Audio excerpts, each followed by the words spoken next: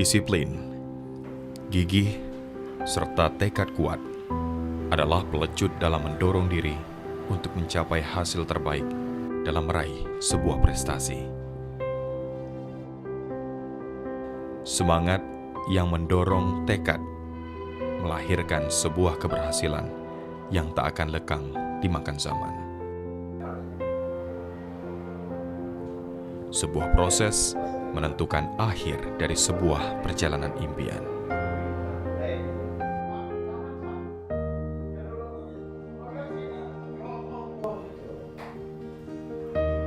Pria kelahiran Mempawah 59 tahun silam yang akrab disapa Edi ini telah membuktikan berlari mengejar mimpi bukanlah sebuah fata morgana semata.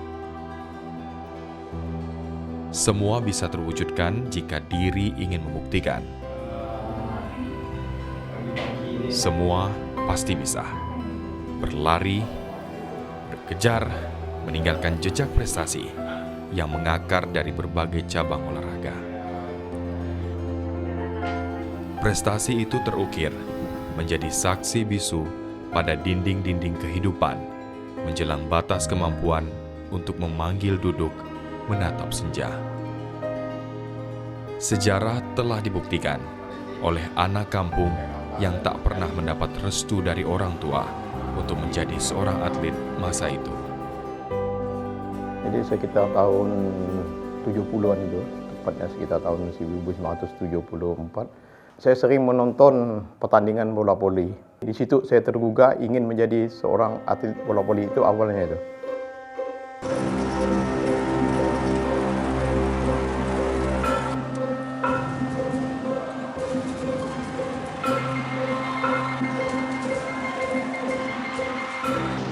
Marsupandi tak mengawali langsung karirnya sebagai atlet atletik.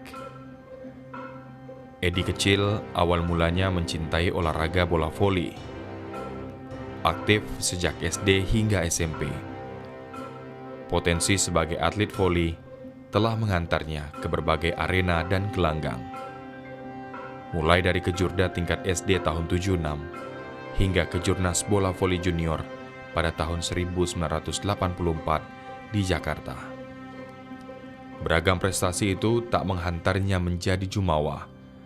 Tekad untuk terus menjadi yang terbaik melecut dirinya untuk membentuk karakter atlet yang haus akan kemenangan.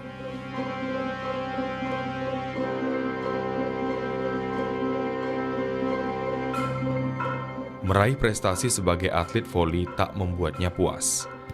Perubahan alur hidup menjadi atlet olahraga terbentuk saat di bangku SMP ketika ia sekolah di SMP Negeri 2 Mempawah Hilir.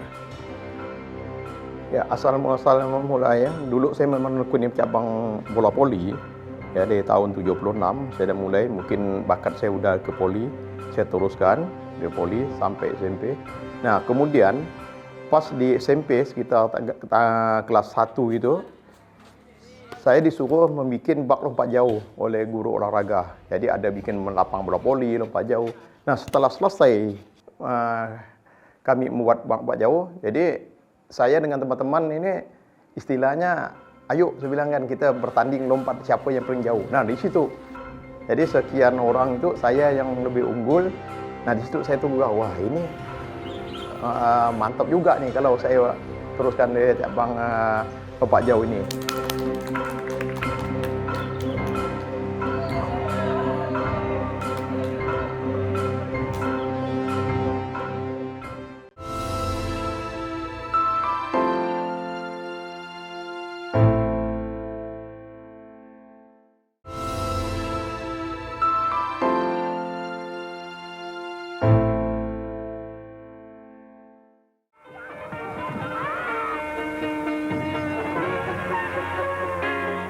Tekad untuk menjadi atlet yang profesional di bidangnya terus terpupuk.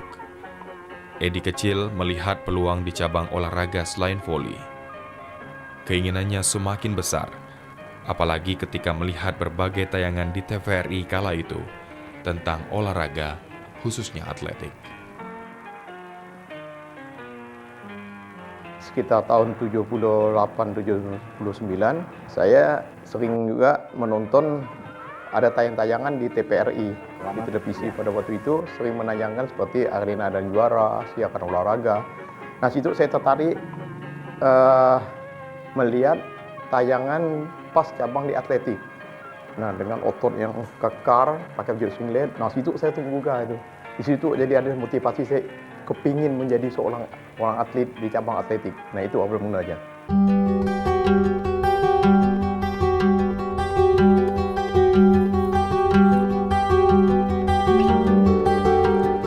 Mewujudkan keinginan untuk menjadi atlet yang profesional di cabang atletik tidaklah mudah.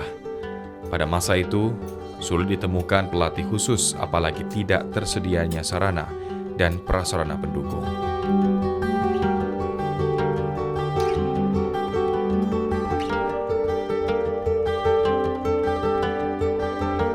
Untuk mewujudkannya, Edi kecil membangun sarana pendukung apa adanya dari yang bisa dia dapatkan.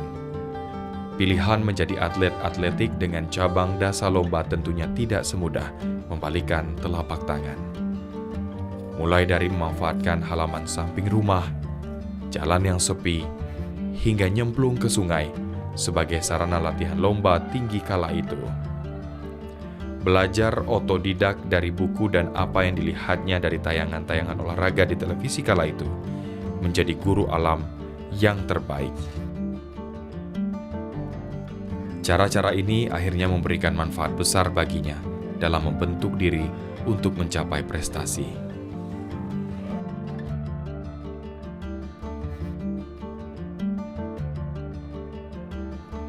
Punya kemauan, punya tekad, saya pun tidak tahu, tiba-tiba timbul tekad saya itu, saya harus bisa mengalahkan orang. Saya harus bisa berbuat apa adanya.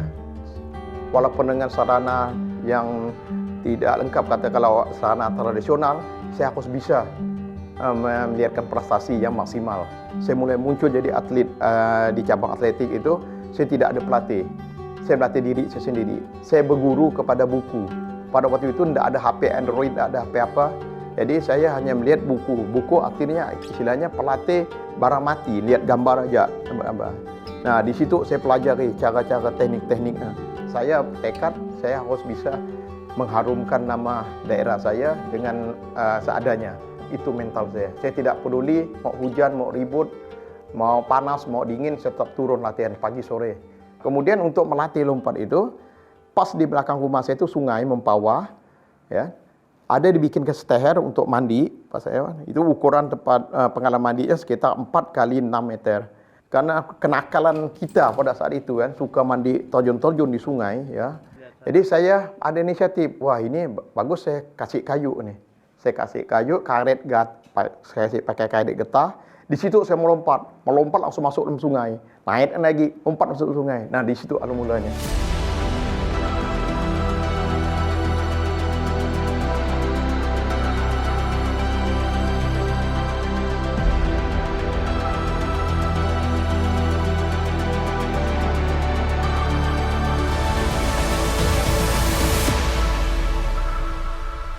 Tiba-tiba begitu saya mau ngadap kejuaraan, saya tidak mungkin latihan ke sungai terus kejuaraan.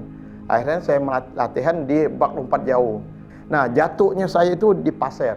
Nah, situlah betapa sulitnya. Tapi itu tidak saya pedulikan. Saya meyakinkan bahwa diri saya harus bisa mencapai lompatan yang tinggi. Nah, akhirnya saya ikut di Pontianak, di Kalbar.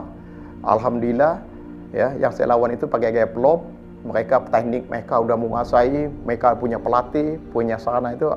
Tapi Allah berkehendak lain, saya dikasihnya juara 1 lompatan tinggi saya pada waktu itu 174. Jadi master itu lebih sama dengan tinggi badan saya 174 saya dapat. Nah, itulah. Tahun 1995 saya menekat itu Indonesia Open, yaitu Indonesia terbuka dengan luar negeri apa, di Cina Taipei. Saya turun di dasar lomba itu 10 nomor. Kita harus turun. Saya nekat karena yang jadi beban saya itu lompat tinggi galah. Karena sini tidak ada, jangankan lompat tinggi galah, lompat tinggi aja kita sarana peralatan tidak ada matras. Jadi lompat tinggi galah saya nekat itu latihan terus dengan pakai kayu cerocok. Galanya itu pakai kayu cerocok. Jadi kayu cocok saya bawa terus berlari, tapi untuk melatih cekmat. Nah, sekitar 10 hari sebelum pertandingan dimulai, saya sudah berangkat duluan ke Jakarta. Di sana saya mengadakan pendekatan dengan atlet nasional. Saya minta teknik sikit-sikit aja. Saya bilang kan saya tidak ada pelatih. Dari mulai saya muncul jadi atlet tahun 44 sampai tahun 95, pada itu saya tidak ada pelatih.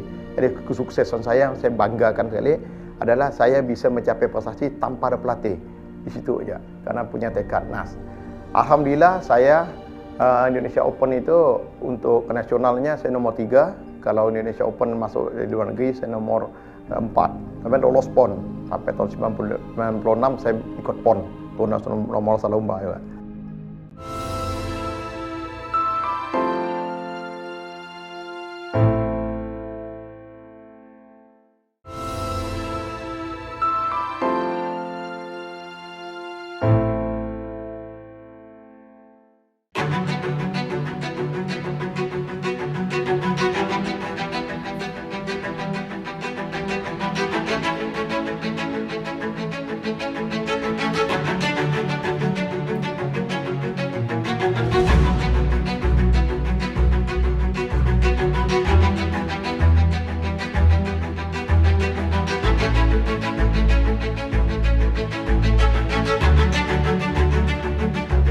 Kalau bagi pribadi saya, apa yang saya niatkan sudah tercapai, itu merupakan satu kepuasan.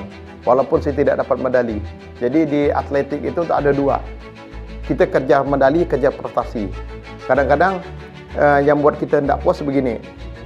Katakannya misalnya waktu lari 100 meter kita, katakan di saat latihan atau rekor kita 11.20. Ya, 120. Tiba-tiba kita dalam pertandingan ataupun lompat jangkit kita ini katakanlah 12 meter. Nah, begitu dalam pertandingan, kita hanya melompat 11.50 atau larinya 11.50, tapi kita dapat medali. Nah, kebanggaan memang kita medali, tapi kita kecewa. Prestasi kita tidak meningkat. Nah, tapi ada kita buat kepuasan, kita tidak dapat medali, tapi prestasi itu main. Nah, situ. Nah, jadi atletiknya ada pemain, apalagi macam parapon. Parapon itu sudah ditentukan. Ya, lompat jangkit aku sekian belas meter, lari sekian detik. Nah, mereka untuk parapon untuk melolos PON, mereka tidak pernah medali dulu. Biar dia nomor 10, biar nomor 11, yang penting dia dapat tembus itu limit tentuan, udah mau satu kebanggaan gitu. Nah, kalau udah PON, PON mereka karena udah ada bonus. Walaupun dia nomor istilahnya waktu dia tidak bagus, asal dapat medali dia juga bangga. Di situ ada kebanggaan di atletik situ.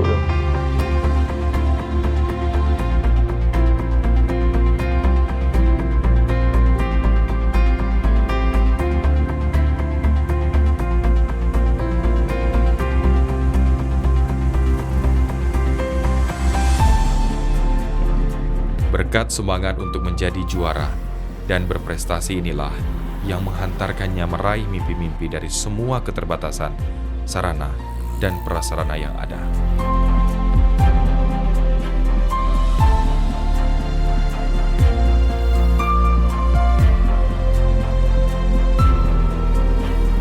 Jejak prestasi itu mulai terukir di tahun 84 pada Pekan Olahraga Daerah.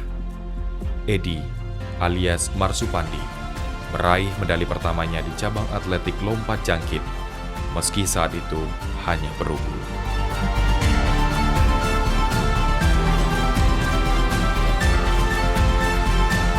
Namun itulah cikal bakal medali-medali emas ditingkatkan lebih tinggi, tergenggamkan dari banyak cabang atletik, seperti PON, Kejurnas, hingga ke tingkat regional negara serumpun di Brunei Darussalam.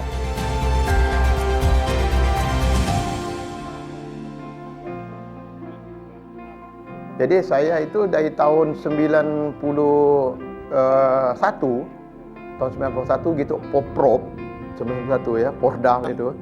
Saya begitu saya melatih juga teman nih.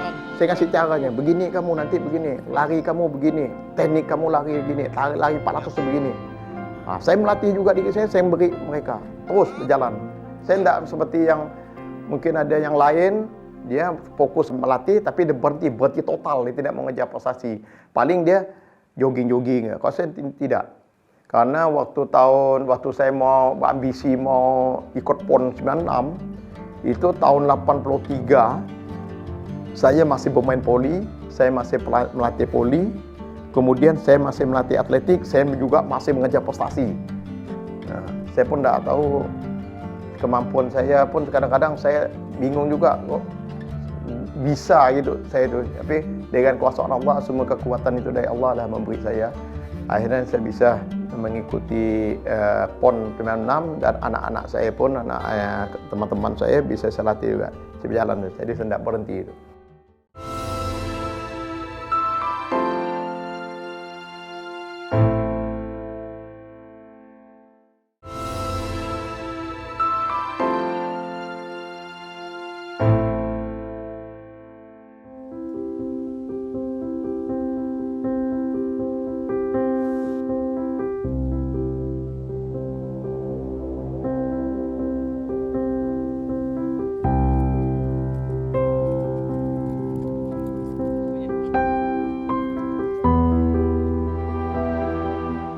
Pengalaman-pengalaman besar yang didapat dari semangat juang dan tekad menjadi atlet yang baik dan benar inilah yang melecut semangatnya untuk mendukung para atlet muda di daerahnya. Bersama sang istri yang juga seorang atlet yang menemani sisa hidupnya itu, Marsupandi terus menggenjot generasi muda untuk terus mengejar prestasi dari semua cabang atletik yang pernah ia tekuni. Nah, kalau saya sudah punya sertifikat pelatih, saya melatih salah satu atlet atau berapa orang itu, tidak maju, saya kan malu pada diri sendiri. Percuma saya punya ilmu pelatih apa tapi tidak maju. Lebih baik saya tidak usah ambil itu penataran pelatih. Jadi saya pernah 2 kali mau dibangkitkan ke nasional, saya tidak bisa ambil. Nah, motivasi saya menjadi terjun sebagai pelatih karena secara tidak langsung di lapang itu, tidak ada lagi yang mau mengarahkan junior saya. Nah, jadi terkendala saya, kalau saat saya mengikuti kejuaraan, katakanlah 2 bulan ini mau ada kejuaraan. Tiba-tiba saya persiapan 2 bulan atau 3 bulan kejuaraan, tiba-tiba anak-anak sekolah ini ada juga yang ikut kejuaraan. Jadi mau tak mau, suka tak suka, saya melatih mereka. Saya latih juga diri saya. Nah, mereka saya kasih jawab, misalnya turun sore jam 3 atau 4, saya jam setengah 2 itu sudah di lapangan melatih diri saya sendiri. Jadi mau tak mau, suka tak suka, saya turun tangan, apa ilmu saya dapat, saya bantu mereka. Ini caranya kalau kamu mau bagus lari, begini kamu mau bagus jadi atlet. Cuman saya tekankan, kamu siapkan mental kalau mau jadi atlet, kemudian kamu harus bisa disiplin pribadi. Ya, yang saya rasakan, saya latihan dari SMP sampai sekarang. Kalau orangnya ini sangat keras, disiplin waktu, tapi itu untuk motivasi kita semua. Saya itu pernah diskor, Bang. Waktu latihan itu datang terlambat itu, biasanya disuruh push up dulu. Kadang tuh pernah beberapa kali itu disuruh saya latihan dulu bareng 1 minggu gitu. Karena saya telat gitu. Kita pakai program, Bang, larinya, Bang. Jadi larinya tuh misalnya hari ini jadwalnya kita jauh, biasanya bisa sprint. Nanti ganti lagi pakai program lain lagi. Biasanya latihan itu sampai muntah-muntah gitu, Bang. Kalau udah saking beratnya tuh. Kepribadian Bapak itu orangnya asik sih, Bang. Disiplin gitu. Telat datang aja itu dihukum. Ya dihukum karena lari lah mutar lapangan beberapa kali. Saya pernah dilatih orang lain, tapi setelah ditangani beliau, saya itu merasa lebih lebih matang lah di dalam saat latihan. Kalau Bapak Marsupandi sih, kalau hubungan antara pelatih dengan atletnya itu kayak tidak ada perbedaan, kayak dianggap anak lah gitu sama beliau. Beliau ini pertamanya kan dulu memang atlet awalnya. Pada tahun kalau tidak salah tahun 76 sama-sama saya SMP. Cuman saya larinya ke bola, terus beliau ini larinya ke atletik. Saya sempat dilatih beliau selama kurang lebih 6 bulanan untuk lari, tolak peluru, lempar cakram, dan lempar lembing. Waktu itu saya dapat juara Kalbar, lembing, cakram, dan tolak peluru. Jadi beliau inilah yang melatih. Terus kesehari-harian beliau ini memang orangnya agak keras. Jadi kalau kita agak terlambat, dia marah. tegas, disiplin. Pertama. Itu untuk yang kedua, beliau ini termasuk kalau di Mempawah ini termasuk gigih. Jadi ada event, tidak ada event, dia jalan terus latihan. Yang momen berkesan sekali beliau ini kalau dia melatih atau mengurus, di samping saya dapat uang saku, juga orang rumah disiapkan berapa hari kita tinggalkan. Jadi rumah itu dipikirkan. Jadi momen yang paling belum pernah saya rasakan itulah. Banyak-banyak atlet, pengurus, atlet saja yang diberi uang saku, tapi kalau beliau ini, orang rumah pun dipikirkan. Ada kebanggaan saya jadi seorang pelatih. Saya yang tidak dikhususkan, tidak penataran, saya bisa menciptakan atlet yang bisa mendapatkan medali baik tingkat kalbar maupun tingkat nasional. Tapi kalau seandainya saya itu penataran pelatih, orang bilang wajar ada dapat ilmu pelatih kan begitu. Itu yang saya anukan, yang bangga saya. Hidup adalah berotasi menuju titik akhir. Alam menjadi guru terhebat dalam memberikan pelajaran berharga tanpa batasan atas keterbatasan manusia. Kini, di senja usia, Mas Supandi tak pernah berhenti mengobarkan semangatnya, melecut para pelari peloncat untuk tak berhenti mengejar meraih prestasi. Jangan jenuh dalam latihan. Jangan jenuh, tanamkan di pikiran ini bahwa kita tidak mau kalah dengan orang. Tanamkan ini, saya harus bisa mencapai meraih medali dari ini. Berkat olahraga ya, berkat olahraga saya bisa mijak di kampung halaman orang, sampai ke Brunei, sampai ke Singapura. Teman-teman saya di cabang anggar pun gitu juga. Balap sepeda pun gitu juga. Bola voli gitu juga. Tanya, bisa kita lihat lah. Apalagi sampai nasional, atlet udah pelatnas. Tanya atlet pelatnas. Padahal dari kampung semua itu. Dari kampung. Kalau tidak ada olahraga, mana bisa dia sampai Jakarta, nasional, kemudian sampai ke luar negeri. Ya, macam atlet nasional bukan lagi sampai ke Mekah, Arab Saudi. Bayangkan, karena dia juara, dia dikasih tiket untuk berangkat haji. Bayangkan, berkat olahraga itu.